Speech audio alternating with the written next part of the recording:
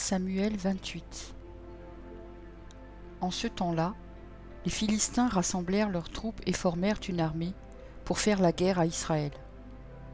Akish dit à David, « Tu sais que tu viendras avec moi à l'armée, toi et tes gens. » David répondit à Akish, « Tu verras bien ce que ton serviteur fera. » Et Akish dit à David, « Aussi je te donnerai pour toujours la garde de ma personne. » Samuel était mort.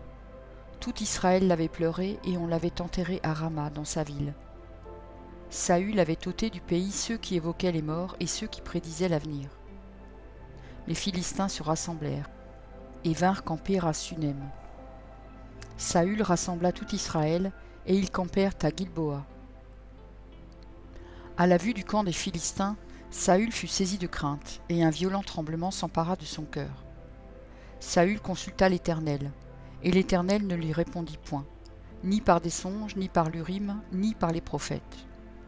Et Saül dit à ses serviteurs, « Cherchez-moi une femme qui évoque les morts, et j'irai la consulter. » Ses serviteurs lui dirent, « Voici, à Endor, il y a une femme qui évoque les morts. » Alors Saül se déguisa et prit d'autres vêtements, et il partit avec 2 hommes. Ils arrivèrent de nuit chez la femme. Saül lui dit, « Prédis-moi l'avenir en évoquant un mort, et fais-moi monter celui que je te dirai. » La femme lui répondit, « Voici, tu sais ce que Saül a fait, comment il a retranché du pays ceux qui évoquent les morts et ceux qui prédisent l'avenir. Pourquoi donc tentes-tu un piège à ma vie pour me faire mourir ?» Saül lui jura par l'Éternel en disant, « L'Éternel est vivant, il ne t'arrivera point de mal pour cela. » La femme dit, « Que veux-tu que je te fasse monter ?» Et il répondit, « Fais-moi monter Samuel. » Lorsque la femme vit Samuel, elle poussa un grand cri, et elle dit à Saül, « Pourquoi m'as-tu trompé? Tu es Saül. » Le roi lui dit, « Ne crains rien, mais que vois-tu » La femme dit à Saül, « Je vois un Dieu qui monte de la terre. » Il lui dit, « Quelle figure a-t-il » Et elle répondit, « C'est un vieillard qui monte, et il est enveloppé d'un manteau. » Saül comprit que c'était Samuel, et il s'inclina le visage contre terre et se prosterna. Samuel dit à Saül, « Pourquoi m'as-tu troublé en me faisant monter » Saül répondit, « Je suis dans une grande détresse. Les Philistins me font la guerre, et Dieu s'est retiré de moi. Il ne m'a répondu ni par les prophètes, ni par des songes. Et je t'ai appelé pour que tu me fasses connaître ce que je dois faire. » Samuel dit, « Pourquoi donc me consultes-tu, puisque l'Éternel s'est retiré de toi et qu'il est devenu ton ennemi? L'Éternel te traite comme je l'avais annoncé de sa part. L'Éternel a déchiré la royauté d'entre tes mains et l'a donnée à un autre, à David. Tu n'as point obéi à la voix de l'Éternel, et tu n'as point fait sentir à Amalek l'ardeur de sa colère. Voilà pourquoi l'Éternel te traite aujourd'hui de cette manière. Et même l'Éternel livrera Israël avec toi entre les mains des Philistins. Demain, toi et tes fils, vous serez avec moi, et l'Éternel livrera le camp d'Israël entre les mains des Philistins. » Aussitôt Saül tomba à terre de toute sa hauteur, et les paroles de Samuel le remplirent d'effroi. De plus, il manquait de force, car il n'avait pris aucune nourriture de tout le jour et de toute la nuit. La femme vint auprès de Saül, et le voyant très effrayé, elle lui dit, « Voici, ta servante a écouté ta voix, j'ai exposé ma vie en obéissant aux paroles que tu m'as dites. Écoute maintenant, toi aussi, la voix de ta servante, et laisse-moi t'offrir un morceau de pain, afin que tu manges pour avoir la force de te mettre en route. » Mais il refusa et dit, « Je ne mangerai point. » Ses serviteurs et la femme aussi le pressèrent, et il se rendit à leur instance. Il se leva de terre et s'assit sur le lit. La femme avait chez elle un veau gras, qu'elle se hâta de tuer, et elle prit de la farine, la pétrit, et en cuisit des pains sans levain. Elle les mit devant Saül et devant ses serviteurs, et ils mangèrent. Puis, s'étant levés, ils partirent la nuit même. 1 Samuel 29. Les Philistins rassemblèrent toutes leurs troupes à Aphek, et Israël campa près de la source de Jizréel.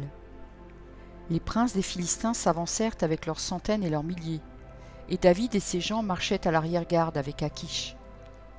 Les princes des Philistins dirent, « Que font ici ces Hébreux ?» Et Akish répondit aux princes des Philistins, « N'est-ce pas David, serviteur de Saül, roi d'Israël? Il y a longtemps qu'il est avec moi, et je n'ai pas trouvé la moindre chose à lui reprocher depuis son arrivée jusqu'à ce jour. » Mais les princes des Philistins s'irritèrent contre Achish et lui dirent « Renvoie cet homme, et qu'il retourne dans le lieu où tu l'as établi, qu'il ne descende pas avec nous sur le champ de bataille, afin qu'il ne soit pas pour nous un ennemi pendant le combat. Et comment cet homme rentrerait-il en grâce auprès de son maître, si ce n'est au moyen des têtes de nos gens? N'est-ce pas ce David pour qui l'on chantait en dansant « Saül a frappé ses 1000 et David ses 10 000 » Achish appela David et lui dit « L'Éternel est vivant, tu es un homme droit, et j'aime à te voir aller et venir avec moi dans le camp, car je n'ai rien trouvé de mauvais en toi depuis ton arrivée auprès de moi jusqu'à ce jour. Mais tu ne plais pas au prince. Retourne donc et va-t'en en paix, pour ne rien faire de désagréable aux yeux des princes des Philistins. » David dit à Achish, « Mais qu'ai-je fait? Et qu'as-tu trouvé en ton serviteur depuis que je suis auprès de toi jusqu'à ce jour, pour que je n'aille pas combattre les ennemis de mon seigneur le roi ?»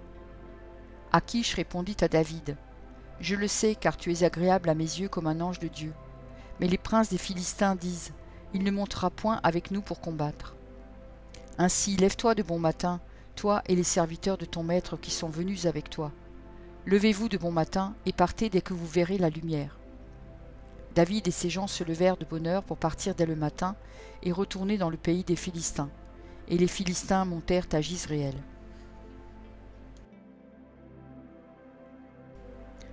1 Samuel 30. Lorsque David arriva le 3e jour à Tsiklag avec ses gens, les Amalécites avaient fait une invasion dans le Midi et à Tsiklag. Ils avaient détruit et brûlé Tsiklag, après avoir fait prisonniers les femmes et tous ceux qui s'y trouvaient, petits et grands. Ils n'avaient tué personne, mais ils avaient tout emmené et s'étaient remis en route. David et ses gens arrivèrent à la ville, et voici, elle l'était brûlée. Et leurs femmes, leurs fils et leurs filles étaient emmenés captifs. Alors David et le peuple qui était avec lui élevèrent la voix et pleurèrent jusqu'à ce qu'ils n'eussent plus la force de pleurer. Les 2 femmes de David avaient été emmenées, Achinoam de Jizréel et Abigaïl de Carmel, femme de Nabal. David fut dans une grande angoisse, car le peuple parlait de le lapider, parce que tous avaient de l'amertume dans l'âme, chacun à cause de ses fils et de ses filles. Mais David reprit courage en s'appuyant sur l'Éternel son Dieu. Il dit au sacrificateur Abiatar, fils d'Achimélec, « Apporte-moi donc l'éphod. » Abiatar apporta l'éphod à David. Et David consulta l'Éternel en disant, « Poursuivrai-je cette troupe? L'atteindrai-je » L'Éternel lui répondit, « Poursuis, car tu atteindras, et tu délivreras. » Arrivèrent au torrent de Bésor, où s'arrêtèrent ceux qui restaient en arrière. David continua la poursuite avec 400 hommes. 200 hommes s'arrêtèrent, trop fatigués pour passer le torrent de Bésor. Ils trouvèrent dans les champs un homme égyptien, qu'ils conduisirent auprès de David. Ils lui firent manger du pain et boire de l'eau. Et ils lui donnèrent un morceau d'une masse de figues sèches et 2 masses de raisins secs. Après qu'il eut mangé, les forces lui revinrent, car il n'avait point pris de nourriture et point bu d'eau depuis 3 jours et 3 nuits. David lui dit, « À qui es-tu et d'où es-tu » Il répondit, « Je suis un garçon égyptien, au service d'un homme amalécite, et voilà 3 jours que mon maître m'a abandonné parce que j'étais malade. Nous avons fait une invasion dans le midi des Kéréciens, sur le territoire de Juda et au midi de Caleb, et nous avons brûlé Tsiklag. » David lui dit, « Veux-tu me faire descendre vers cette troupe » Et il répondit, « Jure-moi par le nom de Dieu que tu ne me tueras pas et que tu ne me livreras pas à mon maître, et je te ferai descendre vers cette troupe. » Il lui servit ainsi de guide. Et voici, les Amalécites étaient répandus sur toute la contrée, mangeant, buvant et dansant, à cause du grand butin qu'ils avaient enlevé du pays des Philistins et du pays de Juda. David les battit depuis l'aube du jour jusqu'au soir du lendemain, et aucun d'eux n'échappa, excepté 400 jeunes hommes qui montèrent sur des chameaux et s'enfuyaient. David sauva tout ce que les Amalécites avaient pris, et il délivra aussi ces 2 femmes. Il ne leur manqua personne, ni petit ni grand, ni fils ni fille, ni aucune chose du butin, ni rien de ce qu'on leur avait enlevé. David ramena tout. Et David prit tout le menu et le gros bétail, et ceux qui conduisaient ce troupeau et marchaient à sa tête disaient, « C'est ici le butin de David. » David arriva auprès des 200 hommes qui avaient été trop fatigués pour le suivre, et qu'on avait laissés au torrent de Bésor. Ils s'avancèrent à la rencontre de David et du peuple qui était avec lui. David s'approcha d'eux et leur demanda comment ils se trouvaient.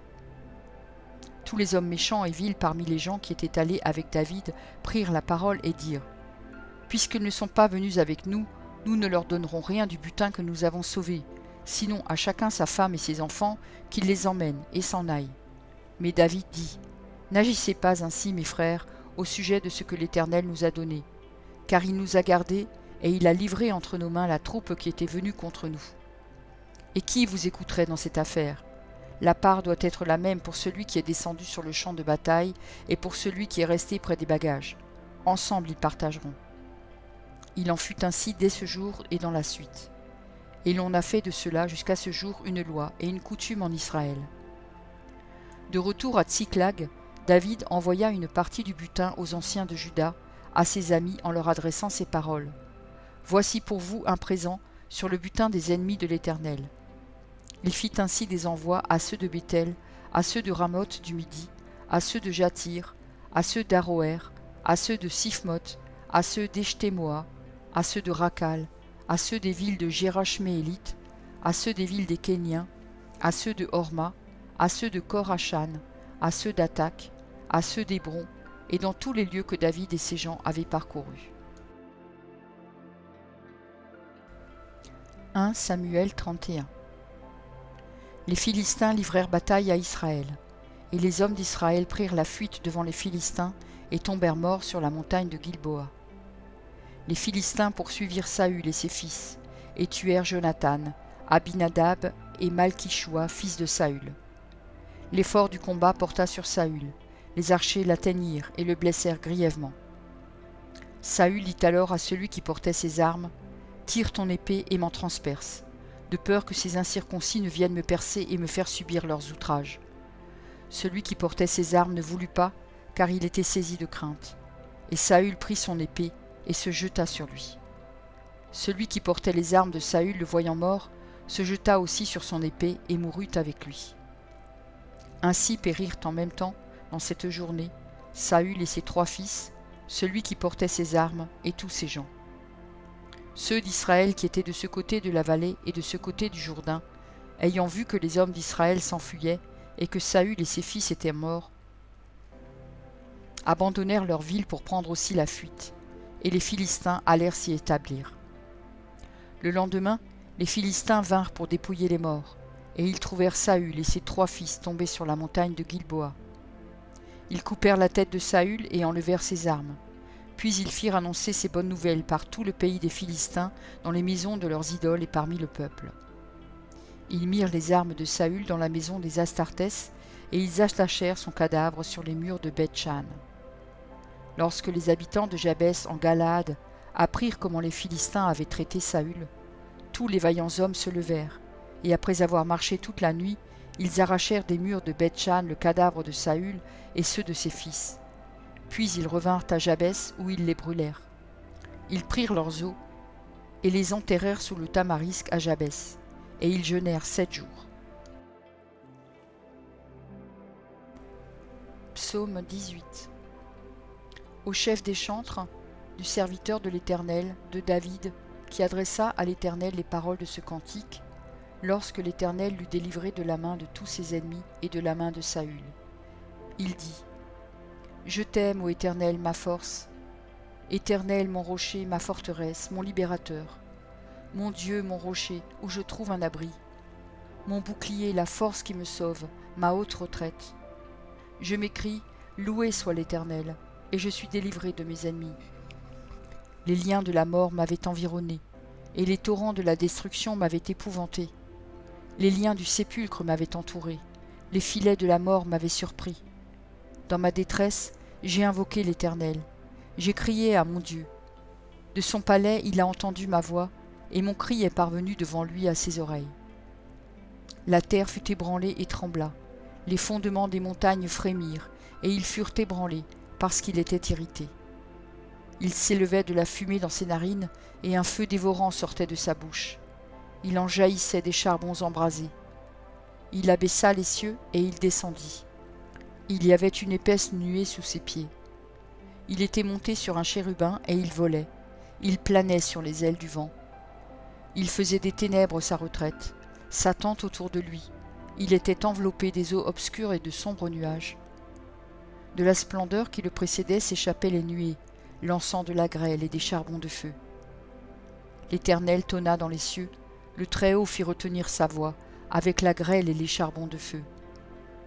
Il lança ses flèches et dispersa mes ennemis. Il multiplia les coups de la foudre et les mit en déroute. Le lit des eaux apparut. Les fondements du monde furent découverts.